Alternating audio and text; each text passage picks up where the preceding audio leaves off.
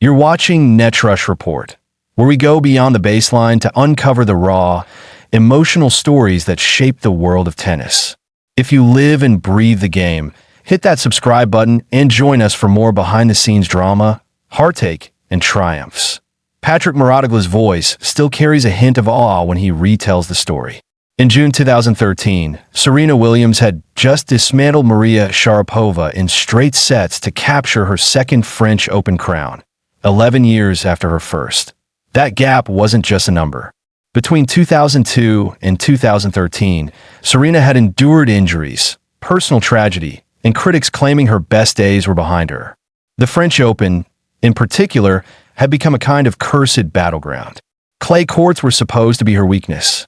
She hadn't even reached the final since that 2002 WIN.SO when she finally stood victorious again on the Philippe Chatrier court. The tennis world expected jubilation, champagne, music, late-night parties, but Mouratoglou saw something else.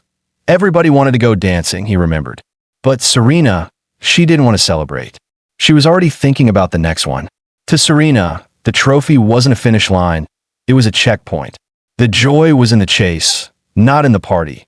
Patrick Mouratoglou began working with Serena in 2012, at a time when even she admitted her motivation was fading. She just suffered a shocking first-round loss at Roland Garros to Virginie Razzano, one of the biggest upsets in tennis history.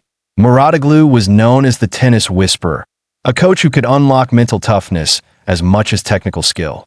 And he quickly realized Serena's drive wasn't something he had to build, it was something he had to channel. During their decade together, they collected 10 Grand Slam singles titles, Olympic gold, and countless WTA titles. But behind the scenes, there were moments that told the real story. Not about trophies, but about mentality. And one of those moments began with a LIE.IT was the summer of 2012. Serena had arrived at Wimbledon looking to bounce back from her early French Open disaster. Her game was still sharp, but Mouratoglou noticed a weakness. She was hesitant at the net. Her volleys were fine in practice, but in matches, she second-guessed herself, missing opportunities to dominate. Oh, Mouratoglou did something unusual. I told her a little white lie, he later admitted on the Tennis Insider Club. The lie? He told Serena that she was already one of the best volleyers in the world, that approaching the net was her territory, that she was feared up there. That IT wasn't entirely true. Not yet. But Serena believed him, and belief, in her case, was as dangerous as her serve. Match by match, she started closing in on points, hitting crisp volleys, and dictating rallies from inside the court. By the time the final rolled around, Serena's net game was a weapon. She took the Wimbledon title, her first under Mouratoglou, and began a run of dominance that would last years. What do the Paris No Celebration Night and the Wimbledon White Lie have in common? Everything. Both moments reveal a simple truth about Serena Williams. She never needed external rewards to fuel her.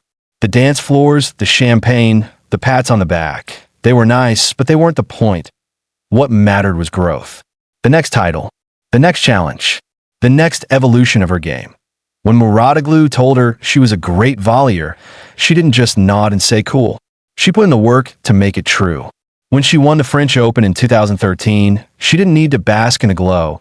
She was already thinking about Wimbledon. Serena's career ended with 23 Grand Slam singles titles, 16 Grand Slam doubles titles, 4 Olympic gold medals, over $94 million in prize money. But what's striking is how many of those came during her partnership with Mouratoglou. 10 singles majors in just a decade together. That's the output of a player who treated every win as a stepping stone, never a final destination. By 2022, Serena knew the end was near. Her body had endured decades of elite competition. She announced her evolution away from tennis before the US Open, drawing standing ovations wherever she played. But even in those final matches, Mouratoglou said the fire never dimmed. She didn't come to wave goodbye, she came to win. And in true Serena fashion, she nearly pulled off upsets against much younger opponents. Patrick Mouratoglou has coached many champions, Simona Halep, Holger Rune, Stefanos Tsitsipas, but he still calls Serena the ultimate competitor. She didn't celebrate because she wasn't done, he said. That's the difference. Champions win and look ahead. Serena never looked back. Paris, London, Melbourne, New York, wherever she played, Serena Williams carried the same mindset. No victory was big enough to stop the work, and maybe that's the lesson. Winning isn't about the party after the match. It's about the preparation before the next one that you've been watching Netrush Report, where the stories go deeper than the scorelines. Subscribe for more untold tennis truths, and we'll see you next time.